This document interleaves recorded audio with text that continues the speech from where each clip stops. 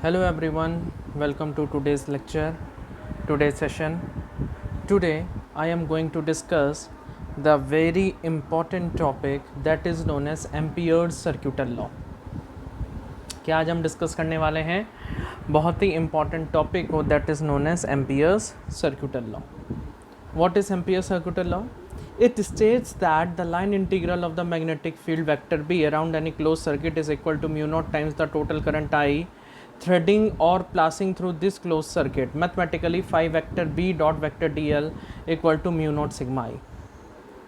अगर हम ampere circuital law की बात करें so that is similar to the Gauss law. किसके सिमिलर है? गॉस लॉ के. गॉस लॉ क्या कहता है? गॉस लॉ ये कहता है कि आपका जो भी vector E dot D S equal to Q upon epsilon naught equal to E dot D A, ये हमारे इसके बराबर होता है. जितना भी इंक्लोज सरफेस में जो आपके नेट इलेक्ट्रिक फील्ड प्लास होती है, नेट इलेक्ट्रिक फील्ड की फाई की जो वैल्यू होती है वो E dot D A equal to sigma upon epsilon naught के बराबर होती है. आ गई बात समझ में? क्लियर हो गया? So that is all about Ampere's circuital law. ठीक, कि phi vector B dot vector D L equal to mu naught sigma I के बराबर हो गया. ठीक है, इसके बाद अगर हम बात करें इसी तरीके से कि जो एम्पियर सर्क्यूटल लॉ में वैल्यू होगी तो phi vector B dot vector D L की जो वैल्यू होगी that is equal to mu naught sigma. मतलब किसी भी इंक्लोज सरफेस में जो लाइन इंटीग्रल होगा, लाइन इंटीग्रल मतलब इंक्लोज सरफेस में जो लाइन इंटीग्रल होगा आपका बी डॉट डी एल का, मैग्नेटिक फील्ड और डी एल का, वो किसके बराबर होगा? Mu naught times total current pass through that circuit.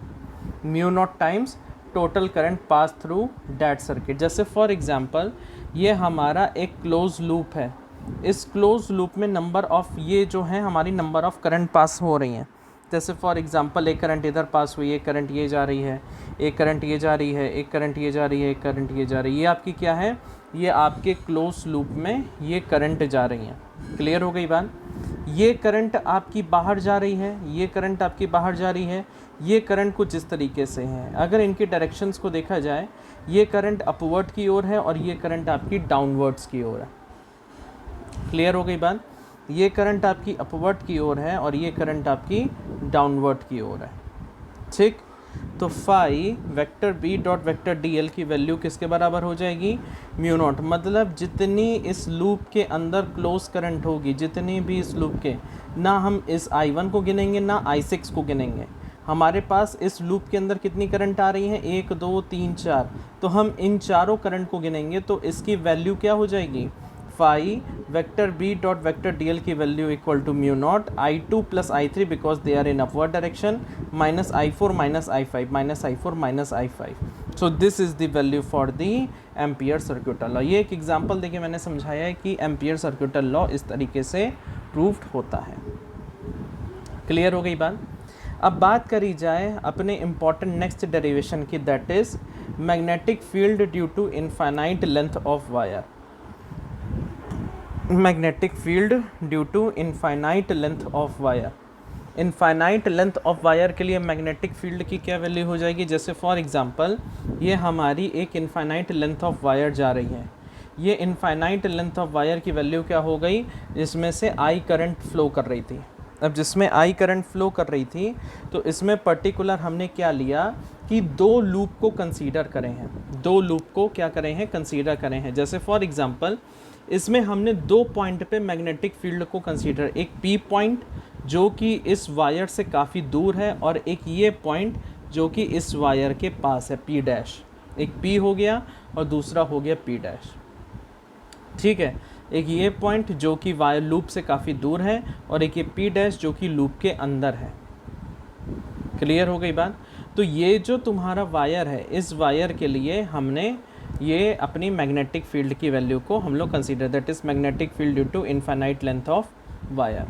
तो सबसे पहला केस हम लोग लेते हैं that is case 1 outside. Case 1 outside बाहर के लूप के लिए लेते हैं. बाहर के लूप के लिए लेते हैं तो अगर बाहर की हम बात करें तो यहाँ से लेके यहाँ तक इसकी वैल्यू क्या हो गई? R. और अगर हम इसके इस वायर की बात करें तो इसकी रेडियस a हो गई. तो बाहर के लूप क्या हो गया? R is greater than a. Case 1 that is outside, case 1 के लिए हम जो वैल्यू लेंगे that is R is greater than ए।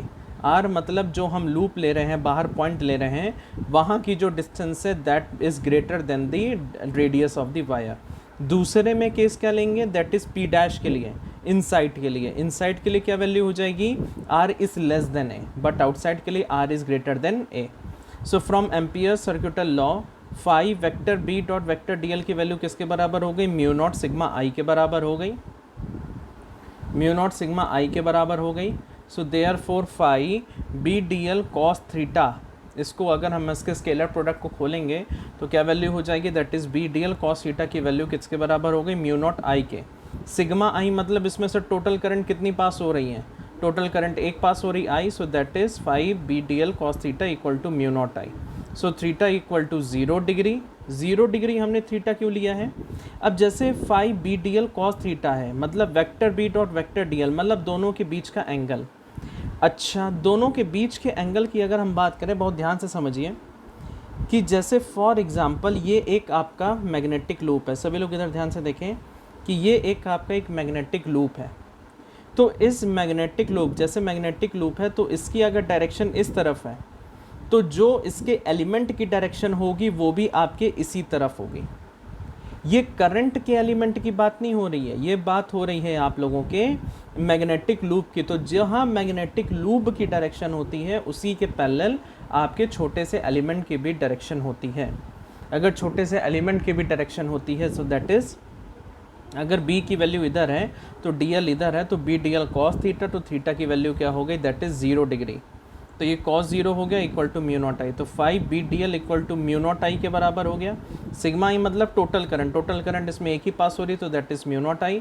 तो 5 बी डी एल की वैल्यू म्यू नॉट आई के बराबर, 5 को अंदर ले गए, बी बाहर आ गया, 5 D L equal to mu naught I. अब अगर हम बात करें 5 डी एल, तो अब अगर ये डी एल है, इसकी रेडियस आपकी कितनी है, दैट इज़ डी एल की बात करें तो इसकी रेडियस इसकी आर है मैग्नेटिक लूप की, तो छोटे छोटे एलिमेंट को रखते जाएंगे तो हमारी कितना आ जाएगा, 2 पाई आर हो जाएगा कंप्लीट लेंथ। तो b into 2 pi R equal to mu naught I.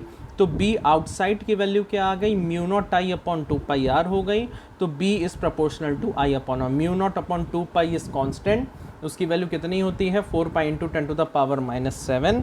तो इसलिए b is proportional to I upon are के बराबर हो गए। क्लियर, ये केस सभी ध्यान रखिएगा, b is proportional to I upon R. Now talking about our case 2 that is for the inside. Inside की अगर हम बात करें तो इनसाइड के लिए क्या होता है, इनसाइड के लिए ये होता है बेटा कि r की जो वैल्यू है वो अगर a से कम है, r की वैल्यू a से कम है, अगर r की वैल्यू a से कम है, सो इसमें दो केस होंगे। सबसे पहला केस जैसे i है, so i is proportional to pi a square हो गया। अब अगर इनसाइड की बात हो रही है तो इनसाइड, आउटसाइड में क्या था कि पूरा एक लूप लिया था, उसके अंदर सिर्फ एक करंट फ्लो हो रही थी। यहाँ क्या है, यहाँ बेटा दो करंट फ्लो होंगी। कैसे, एक इस पूरे वायर से करंट होगी और एक ये जो हमने इंटरनल लूप लिया है इसके अंदर से करंट फ्लो होगी। तो एक ये हो गया I, ये हो गया IE, ठीक है। तो I is proportional to pi a square, तो प्रोपोर्शनैलिटी हटाया तो k लगाया, तो I equal to k into pi a square. ये I is proportional to pi R square, तो I की value k into pi R square हो गई। दोनों को हमने क्या किया, दोनों को हमने डिवाइड कर दिया, IE upon I equal to k pi R square upon k pi a square.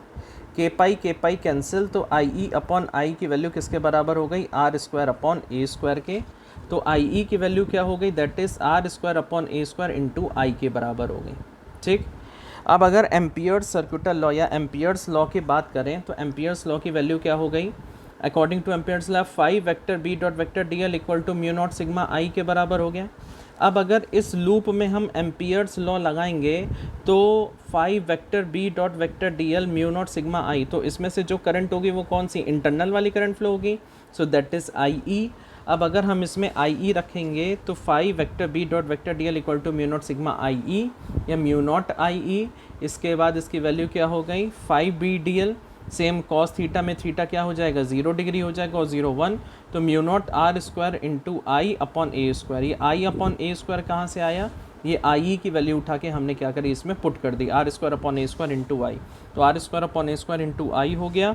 तो बी फाइव डी एल की value mu naught R square I upon A square, तो B into two pi R, इसके लिए भी same case वही two pi R हो जाएगा। ठीक, इंटरनल के लिए छोटा लूप है, तो pi B into two pi R equal to mu naught R square I upon A square, square से आर कैंसिल, तो B is proportional to R हो गया। ठीक, अब इसमें दो केस हैं। पहला केस ये है कि b is proportional to I upon r, और दूसरा केस ये हो गया b is proportional to r. इसके अब हम अगर ग्राफिकल रिप्रेजेंटेशन की बात करें, ग्राफिकल मतलब इसको अगर ग्राफ के टर्म्स में बात करें, तो सबसे पहले देखिए हमारे पास क्या क्या कंडीशन है। सबसे पहली कंडीशन है b is proportional to I upon r, दूसरी कंडीशन है b is proportional to r. ये कंडीशन कब है, जब हम आउटसाइड की बात करते हैं, और ये कंडीशन कब है, जब हम इनसाइड की बात करते हैं। तो अभी तक इन दोनों के, भाई पहले हम अंदर से चले, इसके सेंटर से चले, ए तक पहुँचे, फिर इसके बाहर गए। तो जब तक हम इनसाइड में हैं, तो इनसाइड की बात करें तो b is proportional to r, मतलब क्या है कि b और r के बीच का जो रिलेशन है वो एक सिंगल लाइन में जाएगा। जैसे ही a पॉइंट आया तो b is inversely proportional to r हो जाता है, मतलब हाइपरबोलिक वो क्या हो गया, सीधे इन्वर्सली प्रोपोर्शनल हो गया। आ गई बात समझ में। पहले क्या है, b is proportional to r, तो वो एक सिंगल लाइन में गया। सो उसके बाद क्या है, फिर उसके बाद इन्वर्सली प्रोपोर्शनल है, तो इसके बाद b is proportional to r हो गया। क्लियर हो गया, समझ में आ गई बात। ठीक, तो ये आपका ग्राफिकल रिप्रेजेंटेशन हो गया एम्पिरिकल। हमने अभी आज आपको ज़्यादा नहीं बता रहे हैं, बस इतनी चीज़ ध्यान रखना कि ये जो है तुम्हारा बहुत इम्पॉर्टेंट लॉ है। इसके बाद इसमें सोलेनॉइड और टोरॉइड वगैरह बताएंगे, दैट इज़ ऑल्सो वेरी